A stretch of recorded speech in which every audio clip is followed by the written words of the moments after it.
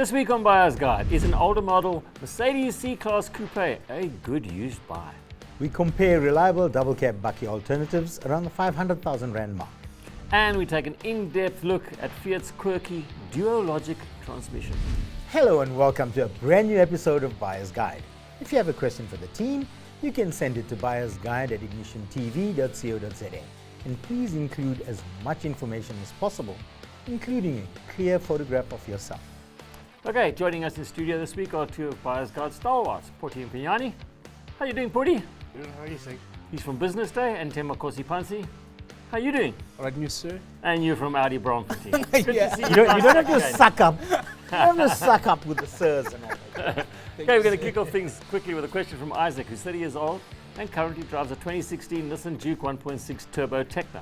He would like to give the Juke to his mom and get himself an older generation Mercedes-Benz C350 Coupe. Now, he's found a 2013 model with 82,000 Ks on the clock and a full service history. He'd like to know if this is a good buy and if there are any issues that he should look at. Let's start with you, Putty. The coupe, is that the girl Yeah. Mercedes? That's the C-Class Coupe. That one for the girls. The coupe. No, it's not a girl car. Don't start that. You think it's a girl's car? What do you think of the car? Look, I think it's a gorgeous thing if you're just looking for something to sort of go to work or be out about town over the weekend, you know. 350 engine, I don't know, he's seen the prices for the fuel. Look, they are a bit heavy on fuel, but they're actually very reliable cars. They're not bad at all. Yeah, they're not bad at all. And that 350 at that price for a 2008, the mileage is low. And I think that's full service history. Full service history. And I know people, when they say full service history, a lot of them believe it must be from the dealership. From a dealership, Yeah. FSH, that's what everybody believes. So in his case, it doesn't have to be like from a Mercedes, so as long as the vehicle has been serviced regularly the history at and the intervals, invoices yes. and all of that. I mean, that C350 Coupe is a nice car. I know you said it's a girl's car, but that's a nice car. It's solid, and you can pick up one for like 260,000 or so for that year and the mileage. So he's in for a good buy there. It's one of those cars that you don't see a lot of. Yeah. And they look quite stylish Absolutely. when you look at it. Yeah. It's a little bit different to your average. I mean, you see tons of C-classes. Yes. The Coupe, you know, it's one of Mercedes. I think they did quite a good job in the styling of the car. It really looks good. Some iconic on the vehicle. If Yeah. you look at the grille of that car compared to the newer ones, you know, you feel like you're driving something, prestige and all of that. And I'll drive that car over the weekend. Which is basically- Sanyama. He's got two options. For the same kind of money, he could buy himself a Polo, All or he right. could go and buy himself a Merc. But I would this all one day is long. good, 82,000 Ks. I mean, That's the second That's that's still new. good. And That's full still service pretty history. new, yeah. That's brilliant. His question was, are there any problems? No, I don't think there's any problems with those cars. I must say, whenever I get those in our workshops, very little problems with good them. But they're good cars. They They're don't good have ones. any real known issues with them. You know, it's a Mercedes-Benz, so it's not cheap to fix like a City Golf or a Toyota Taz. You're Yeah. going to pay more for your maintenance. But it's a good car, and it's something. And I well hope worth he looking at. doesn't have to carry people because, coming from a Juke, you might be used to the practicality of Yeah. being able Of to four carry a doors, family, yes. Yeah. Now, if he's moving into a coupe for girls, I don't know. No, I think Isaac should just treat himself, get himself the 350. You know what? The one reason why? He's giving his mom, he's taking care of his mom. He's giving her his old Nissan Juke. So go out, Isaac, and get yourself the coupe. Let's Yeah. hope the mom doesn't get scared by that Juke. As you mentioned as well, if you're not taking people with you, two-door cars are always a bit of a pain in the butt if you're getting people coming in and out. If you've got traveling with you, then it's not an option. But You as know what a car two-door goes- car says about you? You don't like people. Okay. That's what a two-door car says about you, man. Yeah. Right, we turn our attention now to commercial SUVs. Banjla from Sekani in Brakpan. And since 2008, he's been the proud owner of a fully paid off 2007 City Golf 1400. Until recently, when he was involved in an accident and his baby, meaning his car, was written off. He's been looking at getting a good second vehicle for some time now, but it's a matter of urgency. He's looking for a spacious vehicle that can accommodate the family of 5 and which can handle the bad roads of the Eastern Cape. He's interested in a 2012 Kia Sportage all-wheel drive, but with a monthly budget of 3,000 Rand. Gentlemen, will he be able to get into a decent one? And I think he wants to keep it for a while as well. What's At 3,000 least rand 5 get years you? he wants to keep the vehicle. 3,000 rand will get you like a car for like 100,000, 140,000 thereabout. Again, depends on your credit profile and what interest rate you're gonna get. You won't get a decent car for 3,000 rand a month. Yeah. Right? And maybe she need to get out of that mentality that, she had a City Golf, it was cheap and everything else. There is no cheap car these days. If you want a decent car, you need to put in some money. So I'll say she need to push that budget to like your 5,000, 5,500 to get that 2012 Kia Sportage. So it looks a good car, so all-wheel drive and everything else, and it can handle those roads in the Eastern Cape. But for that budget, she won't get a decent car. Are you sure though? Because Yeah. that's why there is Isuzu in the Eastern Cape to be able to handle those roads. No, I'm saying with the choice that she's making, Yeah. the car is good, right? And Kia is not a problematic vehicle.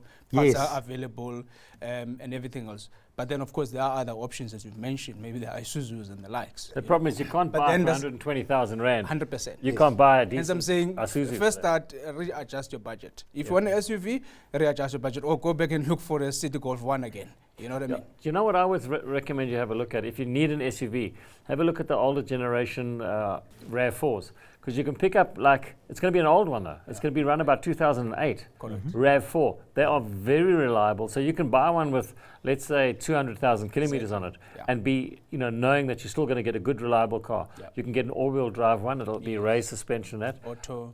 You can get an auto, you can get a manual.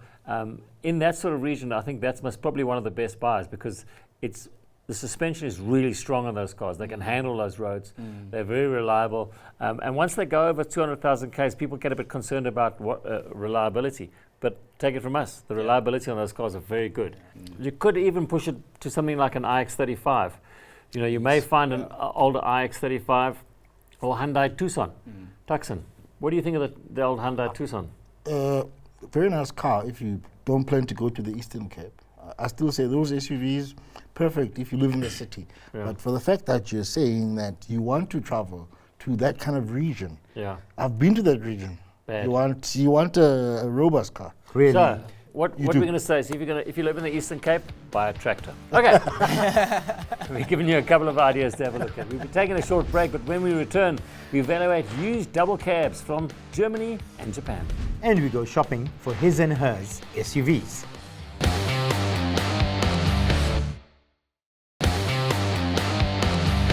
Welcome back to Buyer's Guide.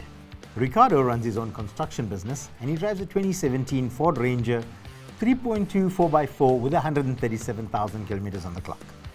He has a budget of 500,000 Rand and would like to sell the Ranger and buy another 4x4 double cab, not older than 2018 and with all the features of the Ranger Wildtrak. He hasn't been too happy with the service of the Ford, so he's looking at Toyota, Mercedes, Nissan or other brands.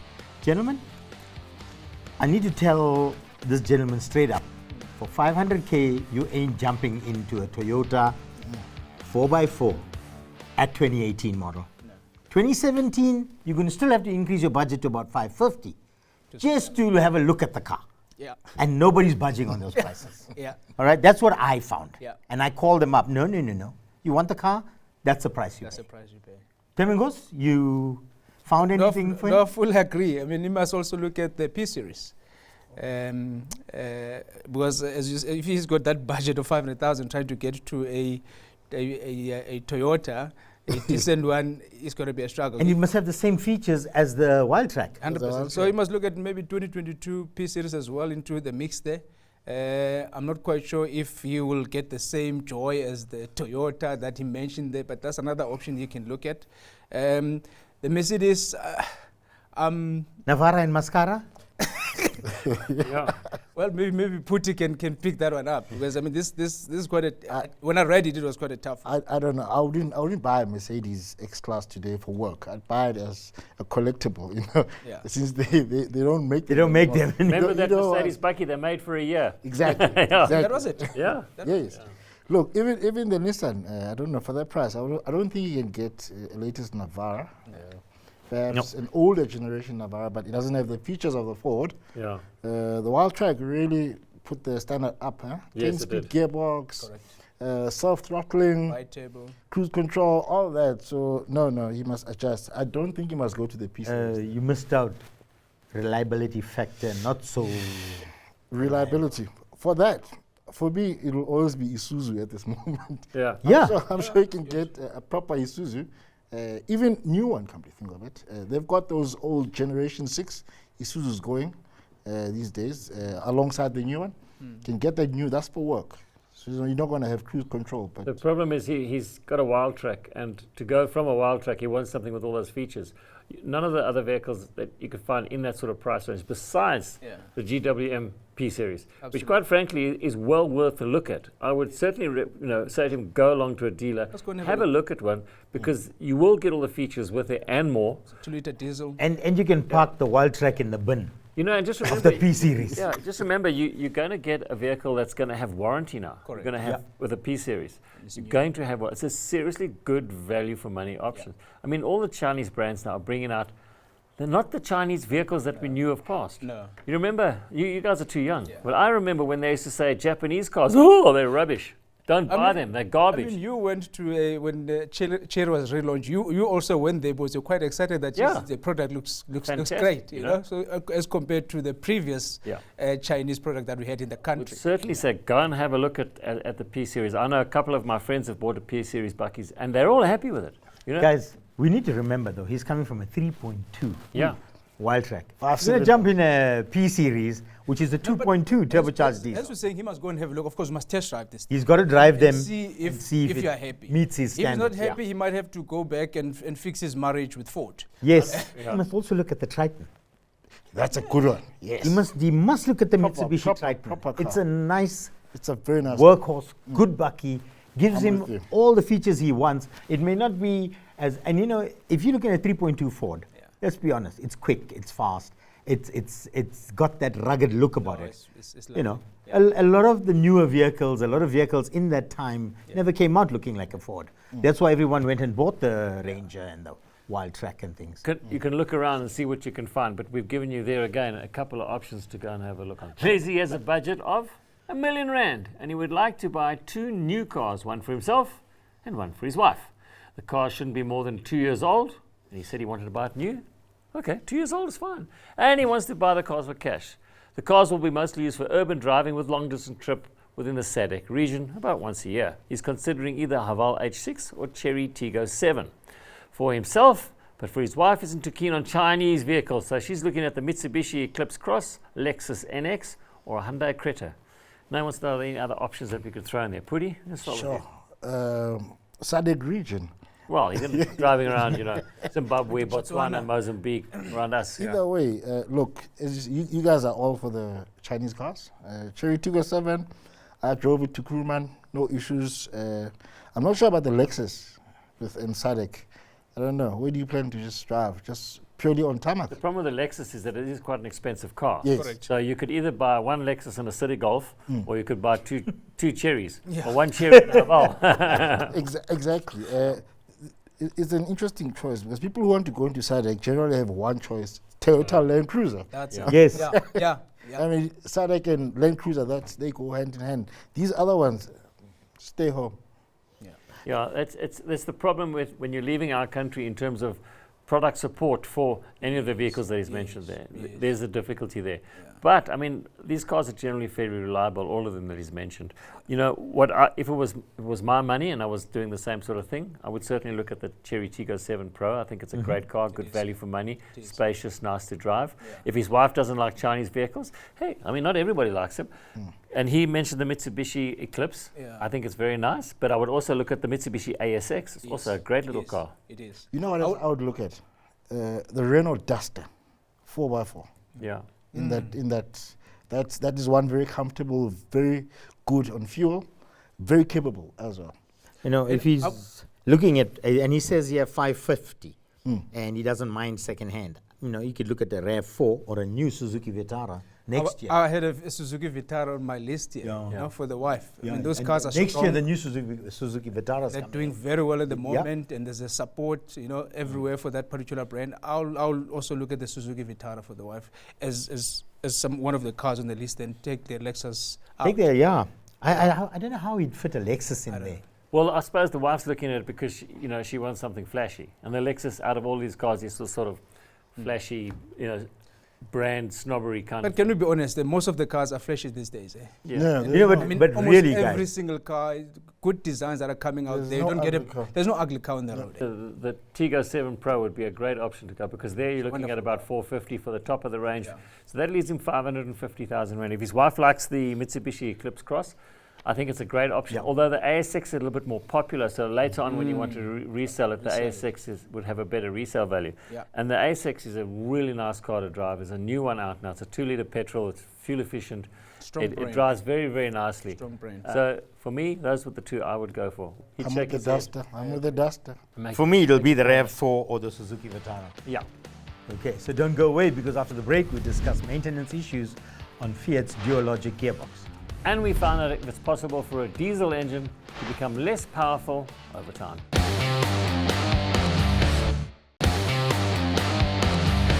Thanks for tuning in to Buyer's Guide. Marnie has a technical question for the team relating to a very specific type of gearbox. When his wife became wheelchair bound, he started looking for a suitable vehicle that she could drive, so she could keep with some degree of independence. Since there was nothing suitable available locally, he imported a 2010 Fiat Duologic 1.3 multi-jet diesel that is equipped with a Duologic or automated manual gearbox. The car has developed an occasional transmission problem, and he would like to know if it's advisable to change the fluid, even though the dealership where he services the car says it only needs to be done at 60,000 kilometers. Do we know of any inherent problems with these gearboxes? And seeing that the Coupe wasn't available locally with a Duologic transmission, will service centers have the correct diagnostic software for it? Okay, I think I better answer this one. Or Segi. So the Duologic gearbox fits in all the Fiat 500s, all the other Fiat products. Basically, it's an automatic gearbox. It's a manual transmission that has a big electronic gizmo that fits on top of the gearbox that actually changes the gears manually for you. They are a bit problematic. The problem is with those is that they're hellish expensive to actually fix. Actually, we have a Fiat 500 now in my workshop, and we were quoted 56,000 Rand for the component to work the manual transmission. So they're very expensive to fix when they go wrong. Quite frankly, they're horrible to drive because when you drive them, I'm sure you've driven these Fiat, they're like, And then they change. Let me have an espresso. A coffee. Okay, now I Now can we'll go the change. next gear. Conk. You know, And it's then interesting. they're horrible. It's why they call them Duologic. Yet they don't make logic. Yeah. It's the weirdest thing ever. I think there was a problem in the translation from Italian to English. I think it should be dumb logic. Again, I don't, they must probably one of the worst gearboxes Yeah, to they are. drive Yeah. in a car. They're not really nice. And when they do give problems, they're hellish expensive to fix. And he said something about the oil not being available for the gearbox, and should he change it? It's a manual gearbox. It's a manual gearbox. You So say you basically went takes to any- a Fiat dealer, and I'm quite There's surprised. a separate oil for the mechanism to change. There's another oil. See, that whole unit that fits on top of Yes. the gearbox has a pump in it, and if I remember correctly, it runs at about 40 bar pressure. There's a hydraulic pump inside there which takes a special hydraulic oil. Maybe that's the oil they're talking about, but it's a hydraulic oil. Doesn't matter if it's a Fiat 500, it should, or a Fiat Coupe, it should all be the same sort of stuff. Certainly take it to a decent Fiat place and let them have a look. They should be able to Or- resolve it for you. Use logic and buy an automatic car, because if there is somebody who's struggling to drive, an automatic will always be a better option Yeah. than than a manual, or worse Yeah, still, but remember something. manumatic. There wasn't a vehicle available when his wife. She's in a because of wheelchair, her- so she yes, needs because of ex- she ending up access. in a In terms of wheelchair. access. There was access and ability to get in. If you import a vehicle for somebody with a disability, I may be wrong, but I think there's no duties and taxes involved. You can import it for a specific reason. But the problem is now you can't sell it, you can't move it on. If you need spares for it, it's a Stuck problem. with You are finding now what the problem is. I would certainly find a friendly Fiat dealership and see if they can help you. If they can't help you, if you go online and look for a aftermarket Fiat specialist, you may find a couple of guys out there that are able to help you with that. And you problem. know, And if he does find a manual Cubo, please let me know. I'm looking for one. in red. Okay, there we go. and finally, here's a question from Ngaba, who noticed that on the diesel-engined Bakkies they drive at work, after an extended period of service, they seem to lose power. Is it just his imagination or a real phenomenon? And if so, is there any way to fix it? Also, what happens if you accidentally put petrol in a diesel vehicle? Oh no, or vice versa. Okay. Okay, ouch. Let's do the first one. So diesel vehicles, especially the modern ones, have a DPF or a diesel particulate filter that over time tends to get blocked. And also the use of the vehicle. If you're just running it around local and small trips and nothing where you take the vehicle out on the road and drive it hard, these get blocked up and you do have a loss of power. Now, the manufacturers will recommend that you replace the DPF, or there's a method of regenerating the DPF, which I find never works. Is take the car out and drive it for hours on end and things like that. But the other method to do it, if they're out of warranty and things like that, is just remove it, and you'll have your power back on the vehicle. So I've never, in my 15 years in the industry, I've never experienced a diesel vehicle that loses power. Loses power over time. Normally, because we drive the cars, and so when you test them, of course, you really, you test the car if it's a test drive. So, and I'm hearing what he's saying here, and it talks to what you are saying, that if the car keep on driving here and doesn't get the long distance and everything else, then you're going to have the whole system clog up, and that's when you lose power. Yeah. So, I've never experienced it. It's a matter of having the vehicles checked out to see if there are issues with them. Pudi? Or it could be a very light issue. Diesel cars generally have a lower torque peak. Maybe he's used to probably not getting power above 2.5, 3,000 RPM, where diesel doesn't really have power, in terms of how he drives. Maybe this is what he's feeling. No, but he does say after the vehicles have been in service for a while, as in they've driven for 10, 15,000 kilometers, then he sees there's a power loss. Maybe the vehicle just needs a service. Whenever you get a car that's power loss and is not right compared to what it was, certainly take it into a workshop and let them check it out. Now his next question, which is quite an interesting one, is what happens if you put petrol in a diesel vehicle and vice versa? If you put petrol in a diesel vehicle, you can damage the injectors, you can damage the injector pump, you can actually wreck the whole engine. And if you drive out of the petrol station or fuel station with petrol in your diesel, you're going to break down. The car's not going to run, it's going to jerk, it's going to splutter, and it can be a very, very expensive fix. So if they accidentally put petrol in, do not leave this petrol station. Do not even start the car. Make the petrol station, the fuel station, remove all that fuel and add the diesel in. If you put diesel in a petrol car, you just drain it out and put the correct amount of petrol back in. You may see a little bit of smoking as it burns out, but otherwise it won't do as much harm as petrol in a diesel vehicle. That is what you don't want. Okay, and with that, unfortunately, we've come to the end of this week's episode. Timukosi, Pudi, thank you very much for joining us. Pleasure. All your insightful information for our viewers. Thank you very much. Thank you. Until next time, remember to check on those tire pressures, and please, let's keep it safe on our roads.